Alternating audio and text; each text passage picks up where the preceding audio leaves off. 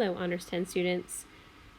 So we left off with Mrs. Stahl talking about how in Act 3, Iago plants the seeds of doubt in Othello's mind about Desdemona and Cassio. And this is often called the temptation scene because we see Othello being tempted to fall from grace. And this is exactly what happened. So by the end of the act, Othello goes from complete love and trust in Desdemona to plotting her death. And the question that we should ask ourselves is why and how does this happen?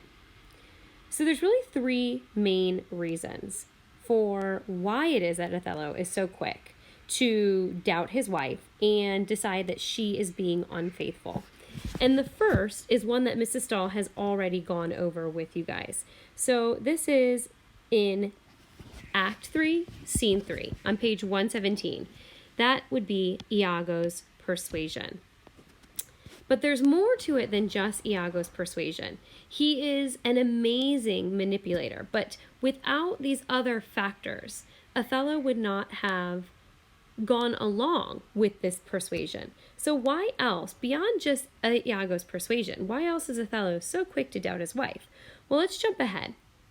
Let's take a look at page 135. Very bottom of 135. So a second reason why Othello is so quick to doubt his wife, is so quick to believe Iago, is it's because of Othello's disposition. By disposition, we mean personality. And it's because of his status as an outsider. So who is Othello? He is trusting. He is a man of action and decision. And in Venetian society, he's an outsider. And these things work against him to lead him to be more likely, more willing to believe this persuasion, this temptation that Iago lays out for him. So how can we tell he's trusting? Let's find some evidence of this. Notice here what Othello says right after Iago leaves. So Iago has just finished laying these seeds of doubt. He says, I would entreat your honor to scan these things no further. So he's saying basically, don't even think about it. I'm sorry I even brought it up, right? Which is great persuasion. As soon as you tell someone not to think of something, that's all they want to do is think of it. And as soon as Iago leaves, Othello says here, this fellow's of exceeding honesty and knows all qualities with a learned spirit of human dealings. So he's basically saying here, Iago is trustworthy. And Othello himself is someone who trusts people, who believes people are what they seem. And this ends up being ironic. The fact that he is trusting is what leads him to distrust his wife. Another reason Othello is so quick to go from love to hate is because he, as a person, is a man of action. Remember, Othello is a general. He is a man who has been in the military his entire life. He is a man who is used to making quick, snap judgments that could mean life or death, that often do mean life or death, and then sticking to a course of action. So he's not someone who mulls over decisions. He's not someone who's used to subtlety and subterfuge. He's someone who's used to battle. He's someone who makes decisions. And so he says, if I do prove her haggard, though that her jesses were my dear heartstrings, I'd whistle her off and let her down the wind to prey at fortune. He says, she's gone, I'm abused, and my relief must be to loathe her. So he's basically saying here, if my wife is false, if she's cheating, then my love will immediately become hate. And he uses this great metaphor when he says, if I do prove her haggard, though her jesses were my dear heartstrings, I'd whistle her off. So he's basically comparing himself to a falconer and Desdemona to a falcon. And I've included a picture here because this is not necessarily a connection that we're used to. This would have been a connection that Shakespeare's audience would have picked up on right away.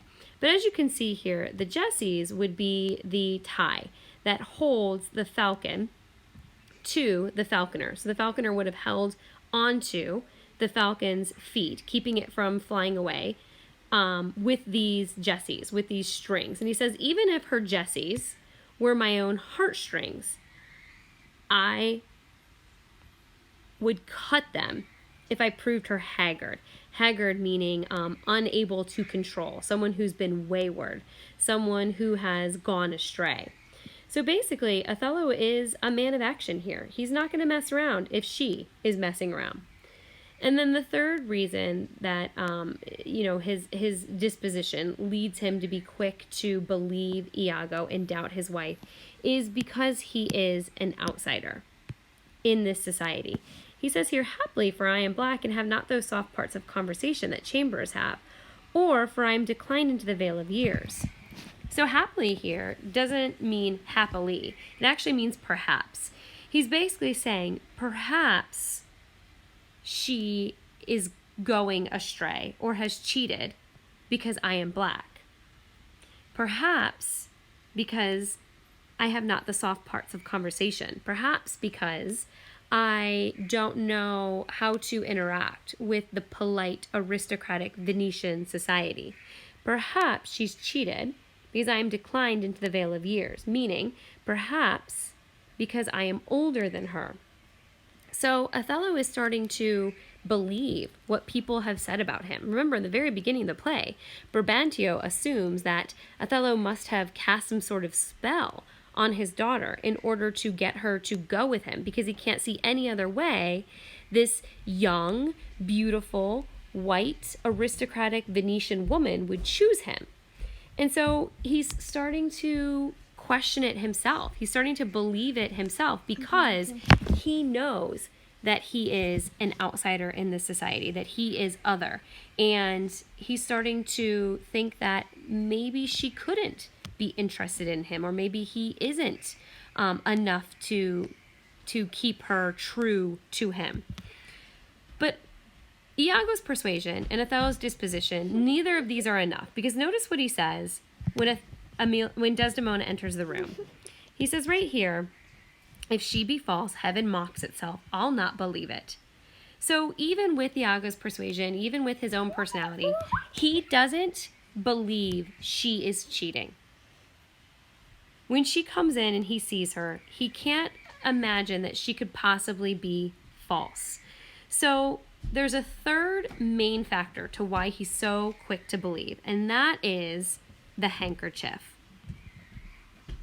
Notice after Desdemona comes in, Othello says, I have a pain upon my forehead, which is a reference here to a cuckold who is pictured as a man with horns. So the fact that he's worrying about her cheating has led him to have this headache. And he's talking about his forehead here because of this connection to the cuckold. And Desdemona says, let me bind it hard. And she takes out this handkerchief. And Othello says, your napkin is too little. And notice the handkerchief falls. But they don't realize. Amelia then picks it up. She says, I'm glad I found this napkin. It was her first remembrance from the Moor. My wayward husband hath 100 times wooed me to steal it. So the handkerchief is picked up by Amelia because Iago wants it. She's not sure why he's going to use it, but we know that he's going to use it to frame Desdemona and Cassio. Because this is not just any piece of cloth. This handkerchief is special.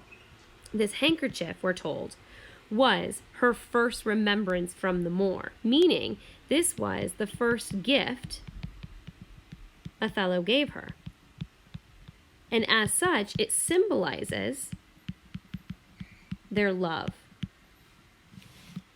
She says that she's been trying to steal it for a while, but Desdemona reserves it evermore about her to kiss and talk to. Right? She could never get it before because Desdemona would never let it out of her sight. Just like Desdemona feels for Othello, so does she feel for this handkerchief, this important present that he gave her. And so it's symbolic of their connection to one another. And the fact that she drops it and Amelia picks it up and gives it to Iago is very much symbolic of Iago now having control over their love. And this handkerchief is going to become a really important way that he is able to tip the scales and convince Othello that his wife is cheating.